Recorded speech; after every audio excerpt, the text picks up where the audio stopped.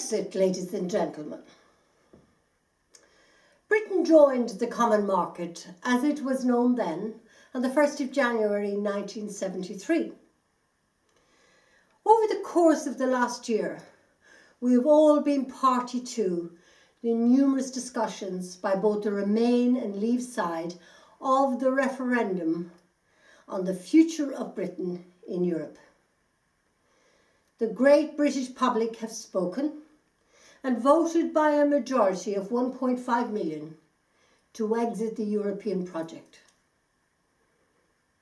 Today I'm going to briefly talk to you about modern Europe and then take you back to the conception of Europe. Talk to you about some of the arguments used by particularly the Remain side, and finally let's look at the wonderful prize. Modern Europe, ladies and gentlemen, was founded and had 6 founding member states, and today it is 28 member states. Modern Europe has a combined population of 508 million people, made up by the 28 member states. And modern Europe requires an operating annual budget of 166 billion euro to exist. After World War II, the 6 founding member nations of the European Union, France, Germany, Italy, the Netherlands, Belgium and Luxembourg, wanted to integrate their coal and steel industries. And they did so under the Schuman Declaration. They wanted further integration, particularly with defence and political institutions, and they met at the Messina Conference. There they set up a committee called the Spock Committee, and they commissioned the Spock Report. And this report was produced at the Venice Conference of May 1956. This led directly to the Treaty of Rome of 1957, and this is the first time that we hear the words, the common market. So Britain joins in 1973, and that's exactly what she joined. She joined the common market with the ability to trade freely with those members. But what happened after Britain's entry led to the creation of 7 institutions, which we will go through now. The first institution, importantly, the European Parliament, with 751 members, elected every 5 years, that sits in 3 jurisdictions over the course of any given year: Strasbourg, Luxembourg and Belgium. The second institution, the European Council. This is where priorities are identified for and how the European Union as a whole, furthermore, will react to international situations. The third institution, the Council of the European Union. This is a place where members and heads of states and diplomats have the ability to meet the President of the European Union, but very importantly, the President of the European Commission. The fourth institution is the European Commission, the most powerful institution. This particular institution makes sure that decisions that have been taken are implemented. It furthermore oversees the treaties that have been signed are being kept. And then it was responsible for the day-to-day running of the European Union itself, with a staff of 25,000 sitting in Brussels. The fifth institution is what we call the European Courts of Justice. This oversees that EU law is applied evenly across all member states.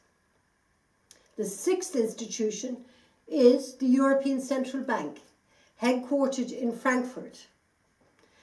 This particular institution looks out for and sets economic and fiscal policy across the Union. And finally, this seventh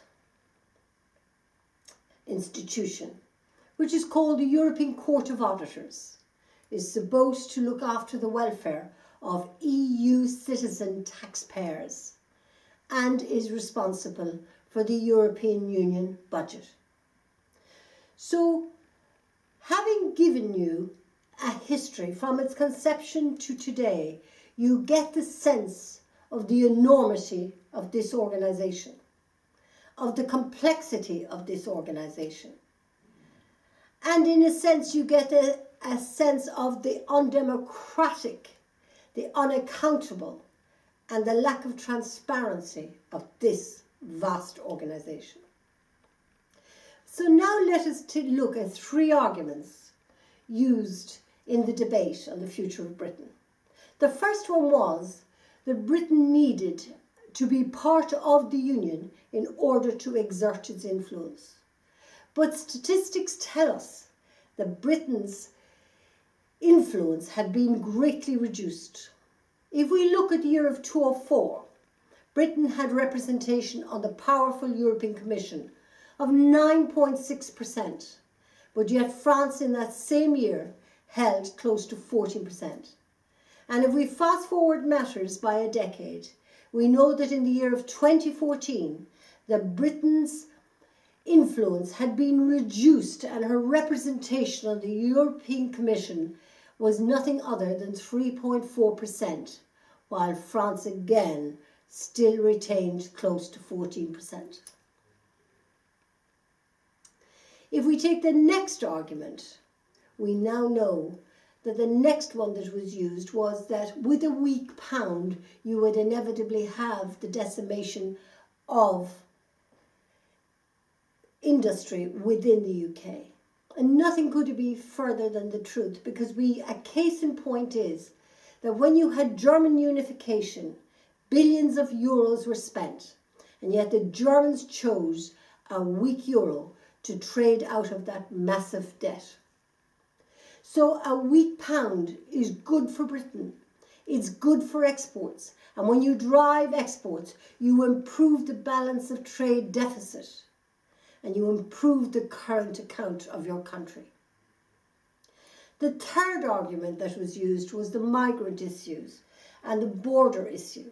And all we need to know is that at the very point of those conversations taking place, borders have been restored more or less throughout Europe and in the Schengen zone. Not necessarily because of migrant issues, but because of security issues. So, ladies and gentlemen, what will Britain get once she triggers Article 50? Britain will get her freedom, her sovereignty, and her democracy back. Huge prizes. She will get her fishing rights. She will get her ability to trade with whomever she wants, to set her own trading tariffs, to reduce bureaucracy, and she will get control of her borders, to mention just a few of the huge prizes. Britain has awoken a sleeping giant, and it's called the contagion. And the 27 members that remain, I think, will be rushing also to leave. Thank you.